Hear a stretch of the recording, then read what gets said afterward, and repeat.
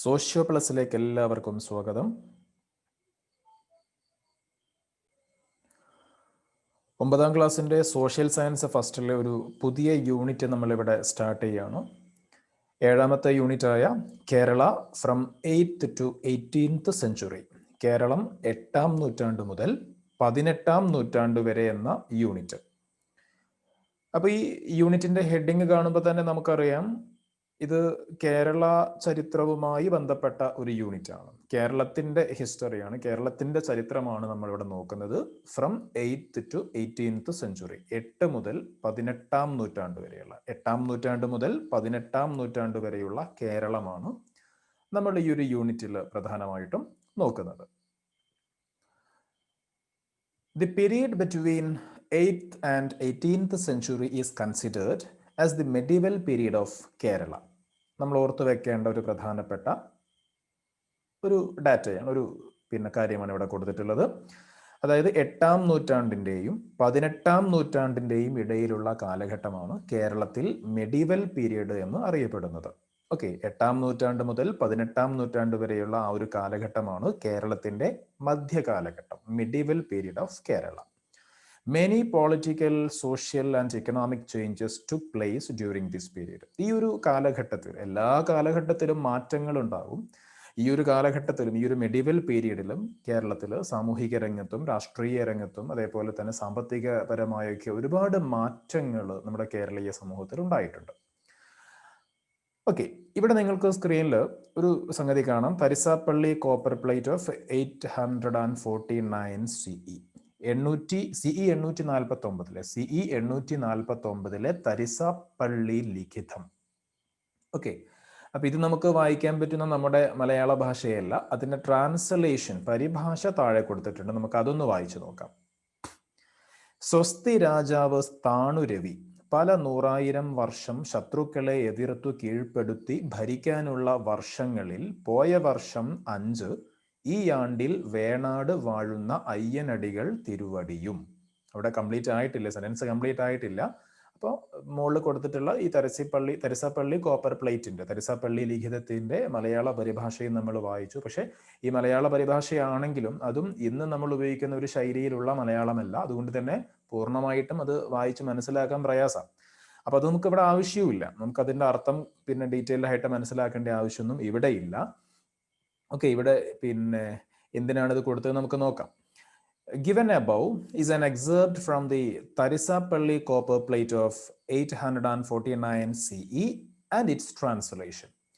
849 CE 849 Tharisapalli copper plate അഥവാ തരിസാപ്പള്ളി ലിഖിതവും അതിൻ്റെ ട്രാൻസ്ലേഷനുമാണ് നമ്മളിപ്പോൾ ഇവിടെ കണ്ടത്. ആദ്യത്തെ ഈ ചിത്രം തരിസാപ്പള്ളി കോപ്പർ പ്ലേറ്റിന്റെ ഒറിജിനൽ ചിത്രമാണ്.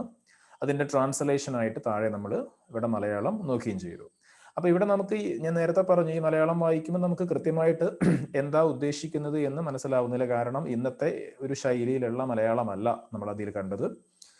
എന്നാലും ചില പേരുകളൊക്കെ നമുക്ക് ഇവിടെ കാണാൻ പറ്റും. രാജാവായ സ്ഥാണുരവി എന്ന് കാണാം, അതേപോലെ വേണാട് എന്ന് കാണുന്നുണ്ട്, വേണാട് ഭരിക്കുന്ന വാഴുന്ന അയ്യനടികൾ തിരുവടി എന്ന പേര് കാണുന്നുണ്ട്. അപ്പം അങ്ങനെ കുറച്ച് കാര്യങ്ങളൊക്കെ നമ്മളിവിടെ വായിച്ചാൽ നമുക്ക് കാണാൻ സാധിക്കുന്നുണ്ട്.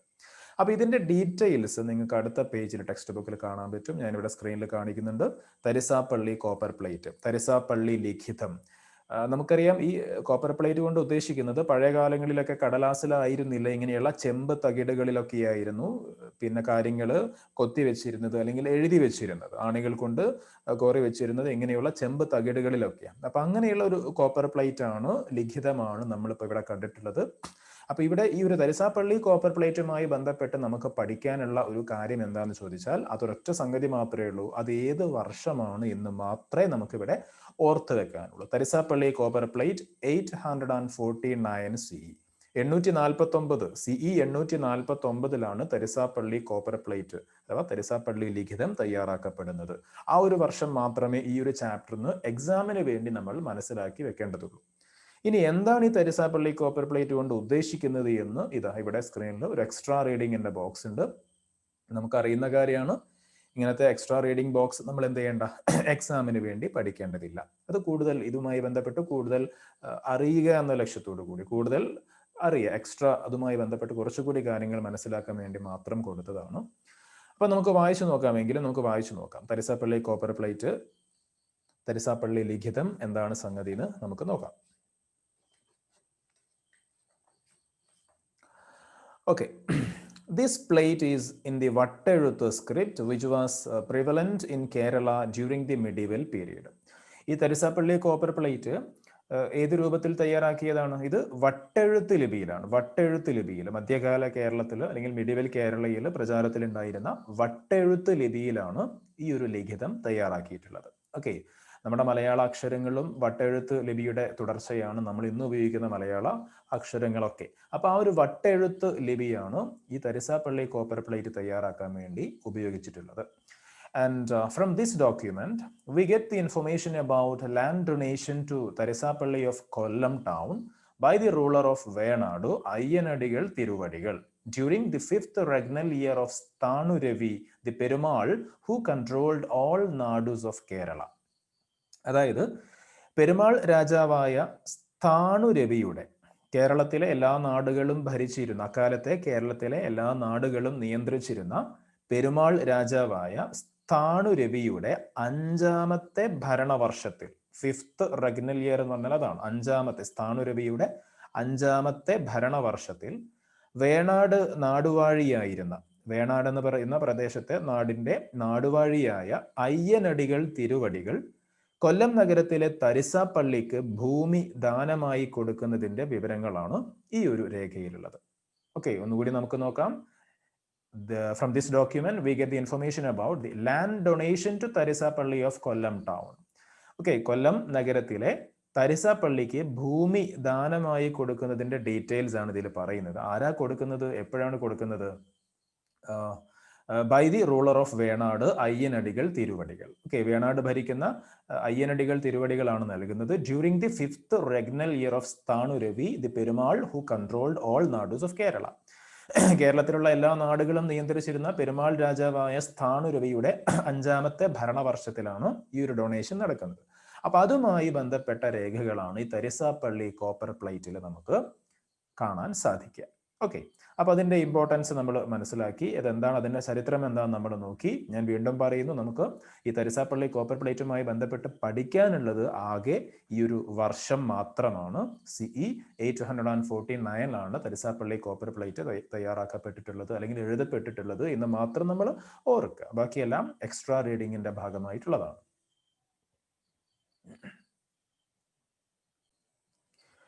ഇനി അടുത്ത പാരഗ്രാഫിലേക്ക് പോകുമ്പോൾ, the most important source of information about the Nadus of Kerala, the Vatteluttu documents. നമ്മൾ നേരത്തെ പറഞ്ഞു, കേരളത്തിലെ വേണാട് എന്ന് പറയുന്ന ഒരു നാടിനെ പറ്റി പറഞ്ഞു. അപ്പൊ ഇത്തരത്തിൽ കേരളത്തിലുള്ള നാടുകളെ കുറിച്ചൊക്കെ നമുക്ക് വിവരം ലഭിക്കുന്ന ഏറ്റവും പ്രധാനപ്പെട്ട സോഴ്സ് എന്ന് പറയുന്നത് ഇങ്ങനെയുള്ള വട്ടെഴുത്ത് ഡോക്യുമെന്റ്സ് ആണ്. നമ്മൾ പറഞ്ഞു നേരത്തെ, ഈ തരിസാപ്പള്ളി കോപ്പർ പ്ലേറ്റ് എന്താണ്, ഒരു വട്ടെഴുത്ത് സ്ക്രിപ്റ്റ് ആണ്, വട്ടെഴുത്ത് ലിപിയിൽ തയ്യാറാക്കിയതാണെന്ന് പറഞ്ഞു. അപ്പൊ ഇത്തരത്തിൽ തയ്യാറാക്കപ്പെട്ടിട്ടുള്ള വട്ടെഴുത്ത് ഡോക്യുമെന്റ്സ് ആണ്, വട്ടെഴുത്ത് ഡോക്യുമെന്റ്സ് ആണ് അല്ലെങ്കിൽ വട്ടെഴുത്ത് ലിഖിതങ്ങളാണ് നമുക്ക് ഈ ഒരു മിഡിവൽ പീരീഡിൽ കേരളത്തിലുണ്ടായിരുന്ന നാടുകളെ പറ്റിയൊക്കെ കൂടുതലും വിവരങ്ങൾ തരുന്നത്. Nadus emerged during the period of Tamilagam, about which we have studied earlier. നമ്മൾ ചെറിയ ക്ലാസ്സിൽ, നമ്മൾ 8ാം ക്ലാസ്സിലൊക്കെ പഠിച്ചിട്ടുണ്ട് തമിഴകത്തെ പറ്റി. അപ്പൊ ഈ ഒരു തമിഴക കാലം തൊട്ട് തന്നെ നാടുകൾ നമ്മുടെ നാട്ടിൽ വളർന്നു വന്നിട്ടുണ്ട്. And the Nadus were the places where the people established their agricultural settlement. ഈ നാടുകൾ കൊണ്ട് ഉദ്ദേശിക്കുന്നത് എന്താണ്? അതായത് പിന്നെ ജനങ്ങൾ കൃഷി ചെയ്ത് സ്ഥിരതാമസമാക്കിയിട്ടുള്ള പ്രദേശങ്ങൾ, അല്ലെങ്കിൽ ജനങ്ങൾ കൃഷി ചെയ്ത് താമസിച്ചു വരുന്ന പ്രദേശങ്ങളെയാണ് നമ്മൾ നാടുകൾ എന്ന് വിളിക്കുന്നത്. നാഡൂസ് were the places where the people established their agricultural settlement. Okay, ജനങ്ങൾ കൃഷി ചെയ്ത് താമസിച്ചിരുന്ന പ്രദേശങ്ങളെയാണ് നാടുകൾ എന്ന് വിളിക്കുന്നത്. And nadus consisted of numerous kudis and urs. ഓരോ നാടും ഒരുപാട് കുടികളും ഊരുകളും ചേർന്നതാണ്. ഓക്കെ, ഓരോ നാടും ഒരുപാട് കുടികളും ഊരുകളും ചേർന്നുണ്ടായതാണ്.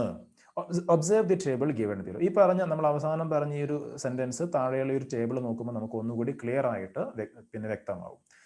ഇവിടെ കാണാൻ പറ്റും കുടീസ്, ഊർ, അതേപോലെ നാടു എന്ന് കാണാൻ പറ്റും. ഈ ഒരു പിന്നെ ബോക്സിന്റെ ഈ ആദ്യത്തെ പോർഷൻ മാത്രം നോക്കിയാൽ തന്നെ നമുക്ക് ഏകദേശം കൺസെപ്റ്റ് പിടികിട്ടും. കുടികൾ ചേർന്ന് ഊരുണ്ടാകുന്നു, ഊരുകൾ ചേർന്ന് നാടുകൾ ഉണ്ടാകുന്നു, നമുക്ക് മനസ്സിലാവും. അപ്പൊ എന്താണ് കുടി, എന്താണ് ഊർ, എന്താണ് നാട്, ഓരോന്നിന്റെയും മീനിങ് നമുക്ക് ഇവിടെ നോക്കാം. കുടി എന്ന് പറയുമ്പോൾ the കുഡീസ് were the families of occupational groups engaged in agriculture and the chief of Kudi was Kudipati. കൂടുതലൊന്നും പഠിക്കാനില്ല, ഈ 2 സെന്റൻസ് മാത്രം ഓർത്താൽ മതി. എന്താണ് കുടി എന്ന് പറഞ്ഞാൽ? Families of occupational groups engaged in agriculture. കൃഷിയിൽ ഏർപ്പെട്ട അല്ലെങ്കിൽ കൃഷി ചെയ്യുന്ന തൊഴിൽ കൂട്ടങ്ങളുടെ കുടുംബങ്ങളാണ് കുടികൾ.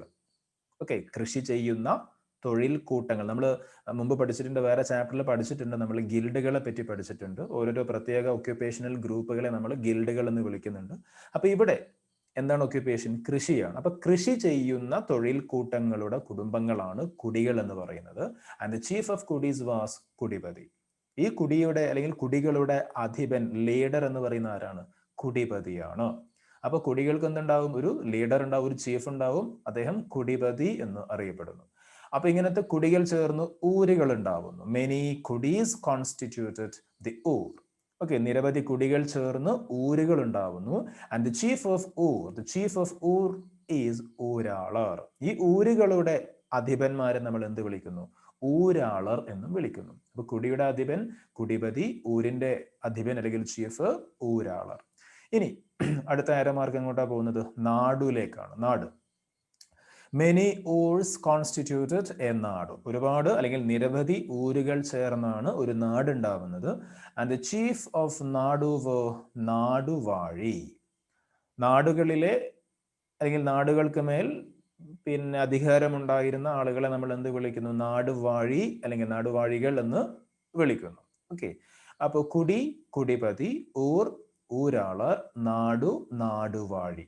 കൃത്യമായിട്ട് മനസ്സിലാക്കുക. അപ്പൊ ഇങ്ങനെയാണ് ഓരോ നാടുകളും ഉണ്ടായിട്ടുള്ളത്. The nadus were under the Perumals who ruled Kerala with their capital at Mahodayapuram, present Kodungallur.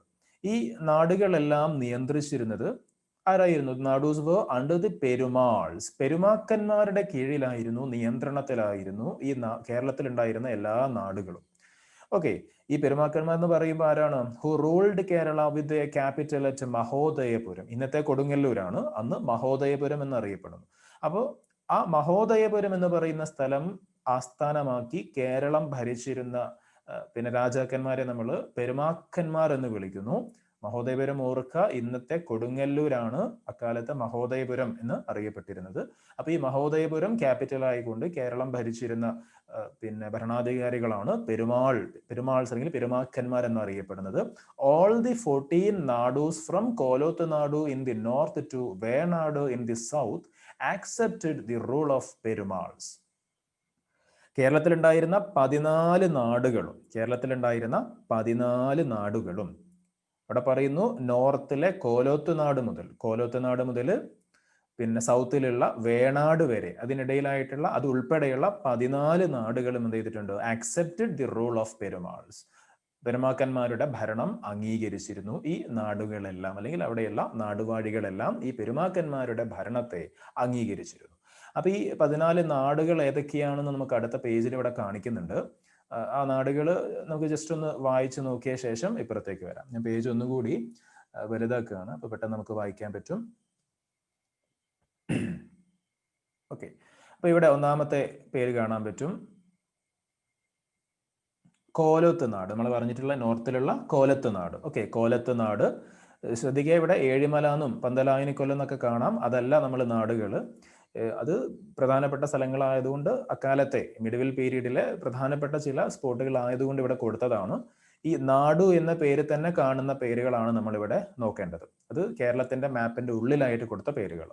അപ്പൊ ഒന്ന് ഏറ്റവും നോർത്തിലെ കോലത്ത് നാട്, അതേപോലെ മറ്റൊരു പേരാണ് പുറക്കീഴനാട്, അതേപോലെ കുറുമ്പറൈ നാട്, ഏറാളനാട്, വള്ളുവനാട്, രാമവളനാട്, അതേപോലെ നെടുങ്കാലൈ നാട്, അതേപോലെ നെടുമ്പുറൈ നാട്, അതേപോലെ അടുത്തത് കീഴ്മലൈ നാട്, അതേപോലെ കാൽക്കരൈ നാട്, വെമ്പലനാട്, നഞ്ചുഴൈനാട്, മുഞ്ഞുനാട്, വേണാട്. എണ്ണി നോക്കിയാൽ നമുക്കറിയാം കൃത്യം 14 നാടുകൾ അതിൽ വരുന്നുണ്ട്. 14 നാടുകൾ വരുന്നുണ്ട്. ഓക്കെ,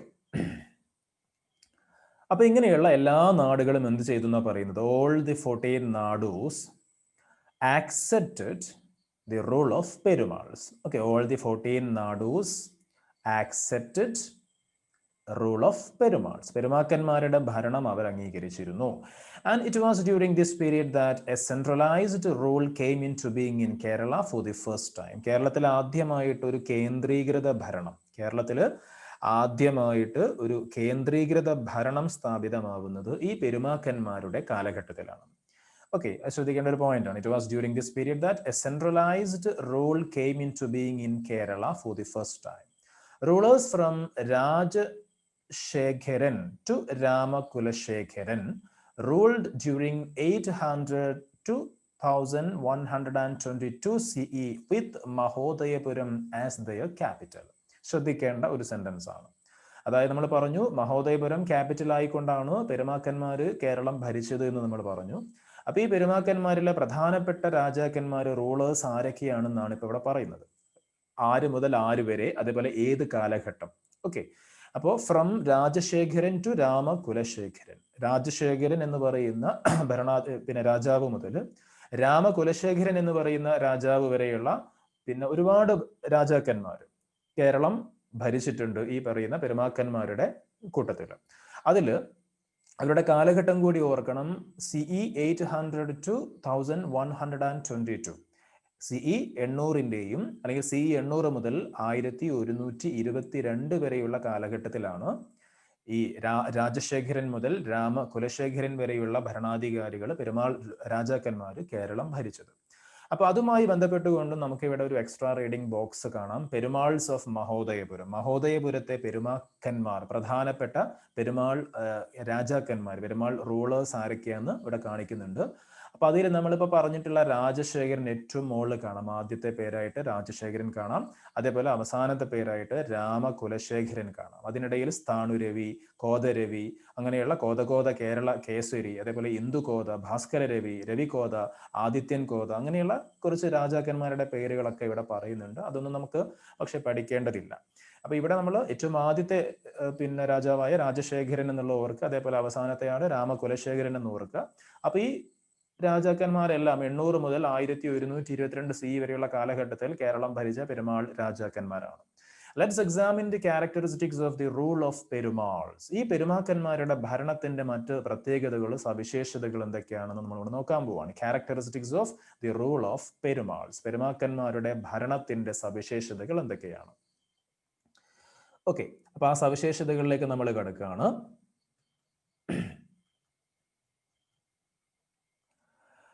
ഓരോരോ പോയിന്റ് ആയിട്ട് ഇവിടെ കൊടുത്തിട്ടുണ്ട്. പഠിക്കാൻ എളുപ്പമുള്ള പോയിന്റ്സ് ആണ്.